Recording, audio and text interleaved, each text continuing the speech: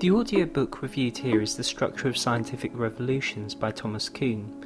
In the preface, Kuhn tells us that he began the work as a way of explaining to himself and his friends why he chose to study the history of science. In the preface, he describes the work as an essay, and that he had hoped to include additional material in order to compile a book. He mentions the many people that influenced his thinking, and amongst these were Paul Feyerabend. It was perhaps unsurprising that Feyerabend would have been an influence, as they were based at the same university and shared common interests.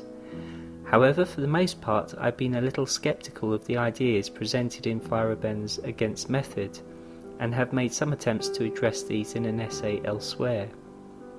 The sharing of some similar themes is evident later in the book.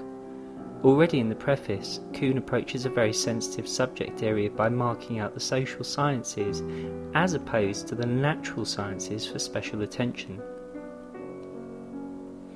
Both history and acquaintance made me doubt that practitioners of the natural sciences possess firmer or more permanent answers to such questions than their colleagues in social science.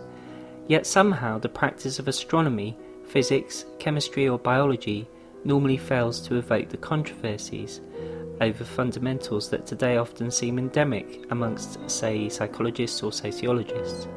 Attempting to discover the source of that difference led me to recognise the role in scientific research of what I have since called paradigms." End quote. However, here he makes clear that the practitioners of the two share similar permanent answers to the questions posed within their science, while in the same paragraph drawing attention to controversies over the fundamentals. Such controversies, however, are more a reflection of the relative simplicity of the fundamental phenomenon being described in each of the disciplines. While in the fundamentals of one branch of physics, mechanics, there is consideration of the motion of bodies in an idealized environment. In psychology or sociology, the fundamentals are concerned not with inanimate, idealized objects, but richly complex human beings. That fundamentals should be arrived at all is testimony to the skill of the practitioners in those fields, where matters are complicated not only by volition but also by the complex genetic coding resulting from 3 billion years of evolution, multi-layered environmental influences, and the interplay between all of these, not just in the individual but in group and society settings. Perhaps the benefits to society of the technological advances informed by the natural sciences are the real reason why the natural and social sciences are separated.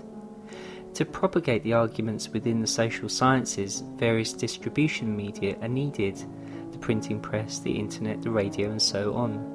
These media, however, are impossible without the associated manufacturing facilities, which in turn are directly dependent on an understanding of branches of physics or chemistry. Thus, rather ironically, one might suggest that the wider debate in social sciences can take place only because of the success of the natural sciences. This in turn can be reduced to, what can your science do on a practical level? While there have been innumerable successes in the social sciences, wherever we turn in the modern world we are faced with the end results of an understanding of the natural sciences. Bricks, paints, plastics, paper, ceramics, artificial light, electronics, metals, telecommunication, automobiles. Many of these have existed for millennia, but in the current age an understanding of the natural sciences is necessary for the mass manufacturing of such items for large populations. On the other hand, the evidence of the success of the social sciences is abundant, but altogether more subtle in manifestation, and more effort must be made to find this evidence. To reiterate, however, this dichotomy is altogether different from the process of doing science in these two branches of science, which I would argue reduces to a combination of empiricism and rational systematic investigation. Although creative methods and intuition can be used to arrive at solutions more quickly, it is the error-checking rational, systematic and empirical investigation that validates the results and enables the foundations to be formed and built upon. There is thus a difficulty in focusing on such a dichotomy in the preface, even before the book is properly begun. Such debates occur rather artificially in various guises, but the generalizations necessary are such that the accuracy of statements is exchanged for the expediency of the immediate discussion.